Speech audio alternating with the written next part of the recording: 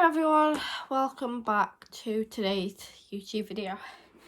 Today, it's not such a cheerful video that I will be bringing you along and telling you about. Now, as you can see, I'm laid up. I am off school today.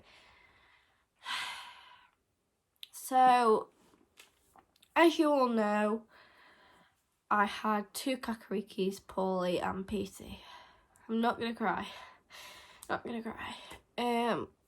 So last weekend, on Saturday, Paulie and Pete had been more like in the mating part more than ever. Now when they used to mate, like we stopped them because we didn't want babies, we didn't want eggs. Now obviously in the human bird nature, you can't stop them mating, you can't make them, you can't stop them, you can't separate them at all. Now Paulie used to just ignore her, and which was a good thing, that's what we wanted. But on Saturday, it was different. Now, I don't know how I can really explain this where you can understand. But Paulie was not ignoring her on last weekend. He was not ignoring her. She was doing the mating noise and he was getting on top of her and actually mating.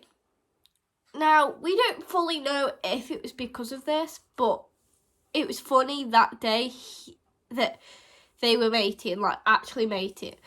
Whereas before, they always used to just like hop on each other and stuff and mess around and not even do anything. But on Saturday, like I said, it was completely different. They were both chasing each other. They were kissing and stuff like that. It was way different. And literally, guys, it was like I kept checking on them throughout the day. They were fine, they were playing together, they were feeding each other, they were eating and drinking normally. And then in the evening,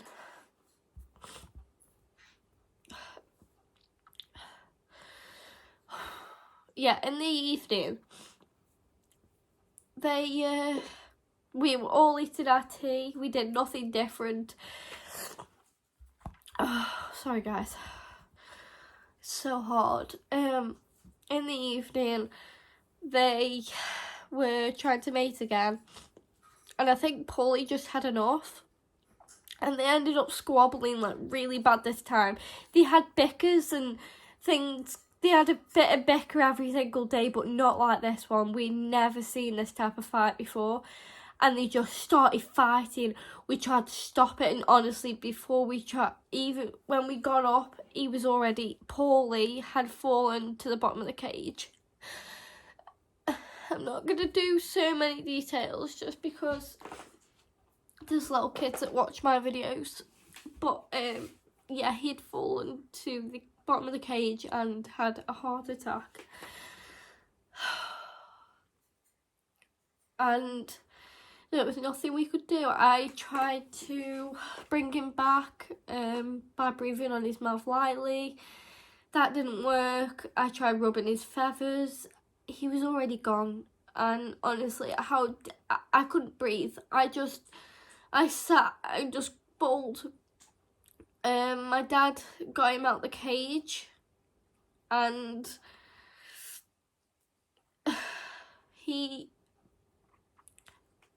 I just wanted him in my arms. So I put him in my arms and just rocked him. I just felt so bad that I couldn't help him. But by the time he'd fallen, he'd already died of heart attack. And by then we couldn't do anything. So then we we just waited. I held him on my arms. I just didn't want to let go of him, guys, because I felt ever so bad. Sorry, guys. But yeah, I felt ever so bad that I couldn't do anything to help him. And honestly, it was so devastating. But not even an hour after, like a few minutes after, Petey felt really ill, and her breathing completely went. She wasn't going on the perch. She went on the perch and fell. Luckily she didn't hurt herself, but her breathing was becoming increasingly worse each minute. So what I did is I got her out the cage, I held her, I tried to calm her down.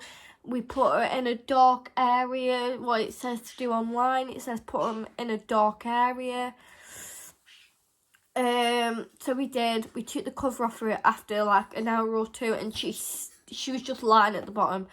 She was just not moving, not eating. We tried to put her favourite food in there. She would not eat that, and that is not normal for Petey. She would always go for a sweet corn because that was her favourite food. And she didn't mean to she didn't push him off. They were just mating, and then he fell, and then she thought, she went right into shock immediately after, and her breathing became increasingly worse. We knew there was nothing we could really do. We put her in a dark space. We gave her food. We gave her water. I tried to calm her down, put her near my chest and making her calm, but there was nothing we could do. So we just put her in the cage, put the cover over it, and by time, guys, I kept checking on it, and there was really nothing else we could do. We tried our very best. I tried rubbing her chest. Her breathing was so bad, and our vets were closed. We couldn't do anything because the vets couldn't help because she was going to pass away. And this was even worse because I'd lost two, but I'd be losing two birds in approximately of an hour of each other. And so after a few minutes, we were all talking, what do we do? Like, what's going to happen? So what we did is, so it was quiet. Me, my dad and Katie went to the local Tesco, and we brought a box for Paulie. And as Petey was breathing bad, we already knew she was not going to stay alive, as her breathing was bad, guys. She couldn't breathe at all. She was struggling. And we decided that we went to Tesco just to give her some peace and quiet in case the noise was just stressing her out more. So we went out, brought a box, brought some like nice writing pens and stuff to do for Paulie, sorry. And by the time we got back, Petey had sadly passed away. We knew this was going to happen. We are just very sad that it happened approximately of the hour of each other. This put a lot of damage onto me. Obviously, the week was school as well after the weekend.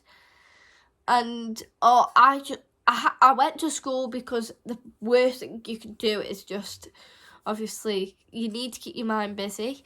So I went to school. I was struggling a lot, and we decided on the Sunday that we needed to get another bird. Now, normally after an animal passes away, you need to get another animal, because I could not live with no birds in that cage. I struggle as it is telling you guys about this, because I know a lot of you loved Paulie and Pete to bits. But I'm going to put a memory video on the end of this, just so you see their adventures.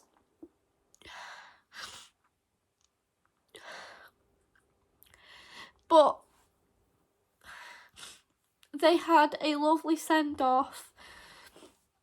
We put them both in the box together. I wrote a card. We got a plant and a plaque. I will go and I'll insert pictures and stuff. But yeah, they had a lovely send-off and they had the best 6 months of their life with us possible. They had loads of adventures and stuff like that. So they had a lovely life with us. Short, but loved. So we picked our baby up on Saturday.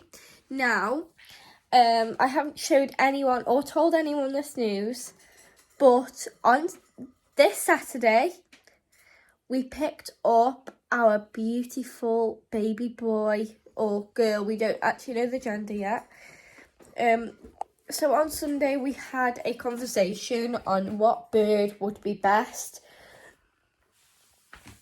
We looked into a few ideas, and I looked at Conya's, and we thought, yes, Konya is the best one for us. Absolutely beautiful. So we had to wait about a week because obviously it's the wrong season now. It's coming into winter and stuff like that. But our local pet shop actually had a Konya, a non-hand-breed one, and I went to look, but we were looking more at the hand-breed Konyas because Paulie and Pete were hand-breed Kakarikis. So what I did is I did loads of research, watched loads of videos on Konyas, and I knew straight away that was the best idea for me. It's up to you what type of bird you get, either hand-breed or non-hand-breed. But the best one for me is hand-breed. So, let me get into showing you our 12-week-old baby boy, Groot, the Konya. So right now, he is, say hello, Groot, say hello, say hello, hey buddy, hi. He absolutely loves the camera. But yeah, like I say, I'm very sorry to bring the video about Paulie and Pete to you guys, but I'm in a much better space now. I know they're in a safe place. So I will insert a memory video for you guys, and I will definitely be doing more videos with this little guy. Honestly, guys, he's been with us about 2 to 3 days now, and honestly, I'm so happy I've got him. He is amazing. I love him so much.